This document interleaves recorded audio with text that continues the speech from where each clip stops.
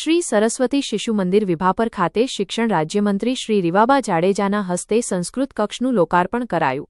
સમગ્ર રાજ્યમાં એકસાથે 500 સ્થળોએ સંસ્કૃત ખંડોનું થયું લોકાર્પણ. પ્રાચીન પરંપરા અને નવી શિક્ષણ નીતિના સમન્વય થકી વિકસિત ભારતનું સ્વપ્ન સાકાર થશે.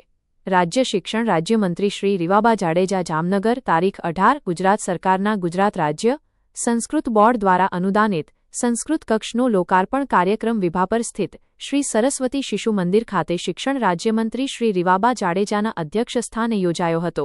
સંસ્કૃત કક્ષને ખુલ્લો મૂકતા મંત્રીશ્રીએ જણાવ્યું હતું કે આજના સમયની માંગ પ્રમાણે મૂલ્યો અને કેળવણી આધારિત શિક્ષણ મેળવીને આપણે સૌ વિશ્વગુરુ બનવા તરફ આગળ વધી રહ્યા છીએ. આપણી પ્રાચીન પ્રણાલી અને ગૌરવશાળી પરંપરા થકી વિકસિત ભારતનું સ્વપ્ન કેવી રીતે સાકાર કરી શકાય તે આ નવતર પહેલ દર્શાવે છે. મંત્રીશ્રીએ વધુમાં ઉમેર્યું હતું કે આજે સમગ્ર ગુજરાતમાં વિવિધ 500 સ્થળોએ આ પ્રકારના સંસ્કૃત ખંડોનું લોકાર્પણ કરવામાં આવ્યું છે. સંસ્કૃત ભાષા એ વિશ્વની 50મી 75 જેટલી મુખ્ય ભાષાઓની જન્મદાત્રી છે, જ્યારે અન્ય 100 જેટલી ભાષાઓએ સંસ્કૃતમાંથી પ્રેરણા મેળવીને વિકાસ સાધ્યો છે. આજના ટેકનિકલ યુગમાં જે સંશોધનો થઈ રહ્યા છે તે આપણા વેદો અને ઉપનિષદોના માધ્યમથી વર્ષો પહેલા જ વિશ્વ સમક્ષ મૂકવામાં આવ્યા છે. ભગવાન રામ અને કૃષ્ણના સમયની ગુરુકુળ શિક્ષણ પરંપરા પણ સંસ્કૃતથી છલકાતી હતી. મંત્રીશ્રીએ ભારપૂર્વક જણાવ્યું હતું કે જે દેશ પોતાનો ઇતિહાસ ભૂલી જાય છે, સમય જતાં તે દેશનું અસ્તિત્વ જ ભૂસાઈ જાય છે.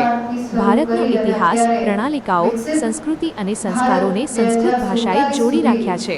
મેકોલે દ્વારા થોપવામાં આવેલી જૂની શિક્ષણ પદ્ધતિને બદલીને આપણી પ્રાચીન પરંપરાને અનુસરતી નવી શિક્ષણ નીતિ દેશના વડાપ્રધાન શ્રી નરેન્દ્રભાઈ મોદીએ અમલમાં મૂકી છે, જેના ભાગરૂપે જ આ સંસ્કૃત કક્ષનું નિર્માણ કરાયું છે.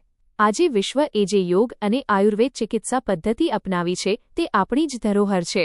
સ્વચ્છતા, દીકરા-દીકરી સમાનતા, પર્યાવરણનું જતન અને સંસ્કારો સાથે આજની શિક્ષણ નીતિ આગળ વધી રહી છે, ત્યારે સૌ નાગરિકો દેશના વિકાસમાં સહભાગી બને તેવું મંત્રીશ્રીએ આહ્વાન કર્યું હતું.